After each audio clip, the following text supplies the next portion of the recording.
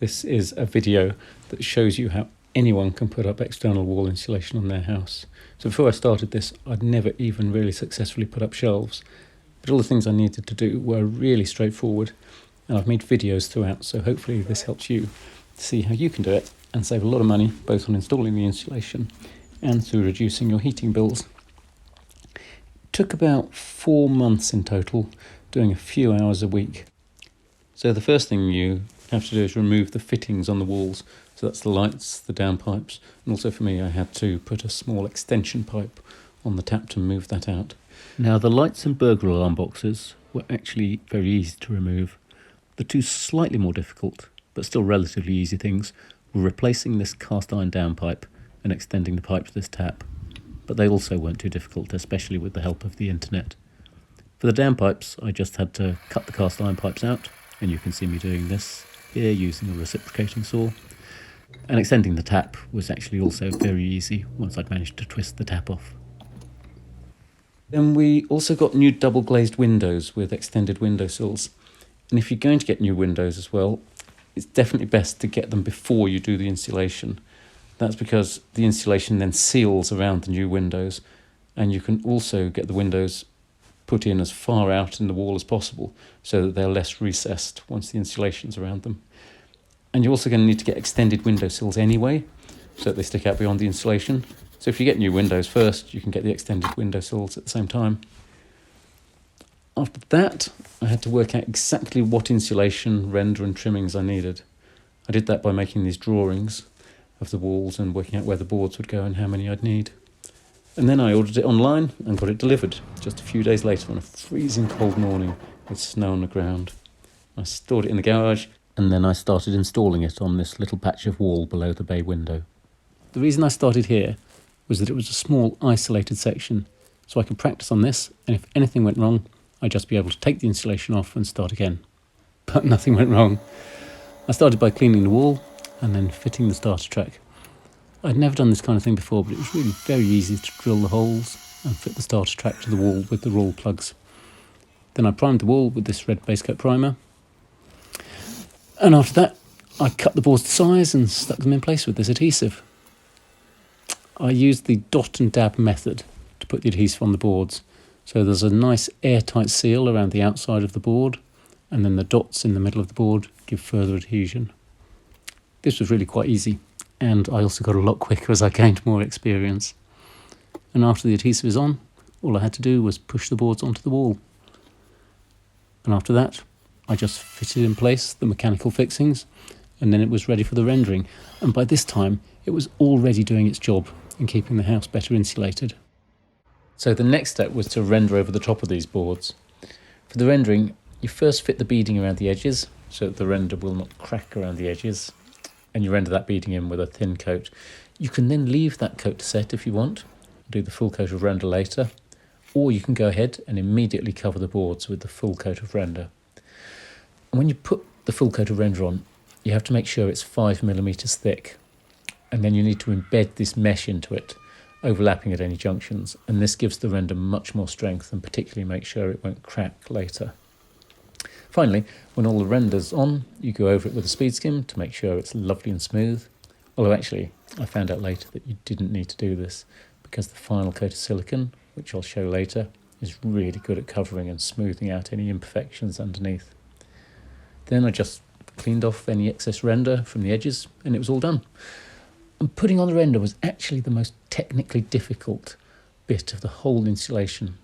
But actually, even this was really quite easy, so I was very pleased with this and confident as I started preparing the whole of the rest of the house.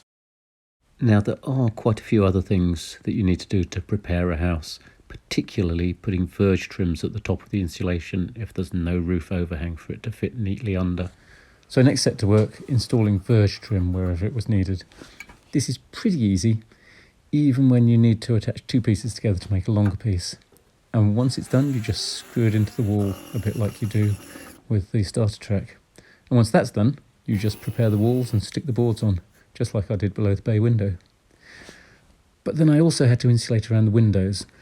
This wasn't too difficult, but it did require extra bits of thin insulation to surround the bricks around the windows, And I have a whole section of videos showing how to do this on different types of windows and doors.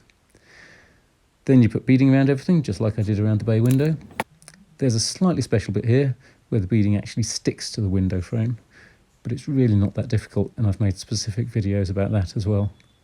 And once all the beading's in place, you just render it in just like before. And here it is rendered in.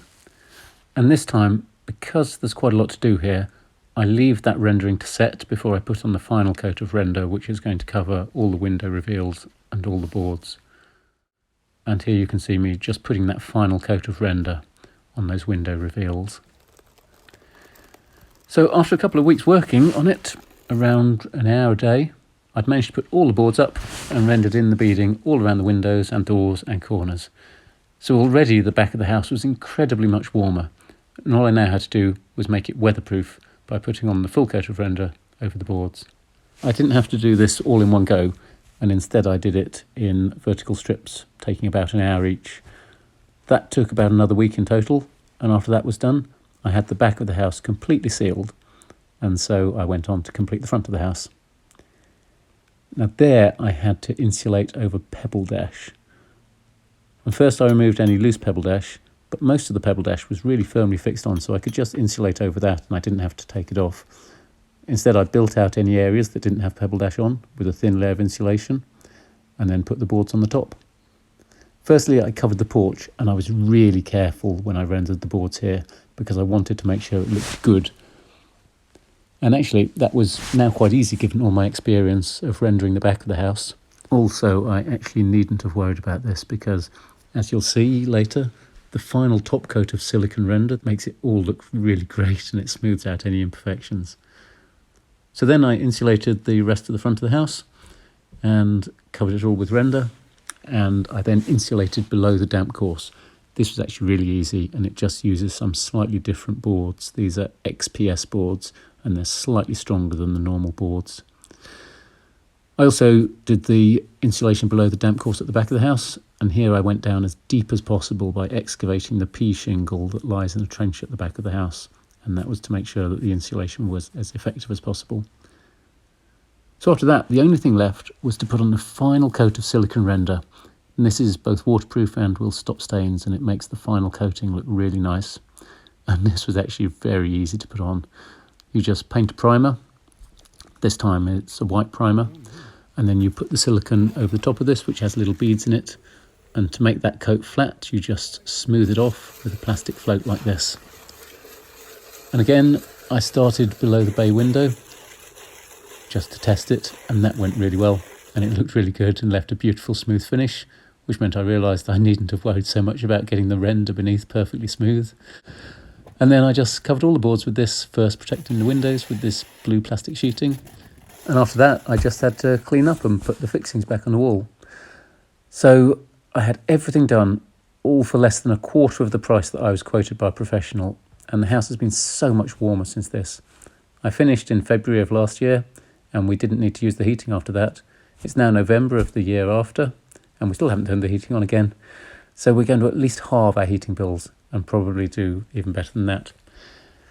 Now I made lots of detailed videos as I went about this, and you can get to these either in the links that you've seen pop up in this video, or you can click on the links in the description below. And please also feel free to ask any questions. I'm always very happy to discuss and give any advice I can. So I really hope this has been useful for you and helps you to also insulate your own home.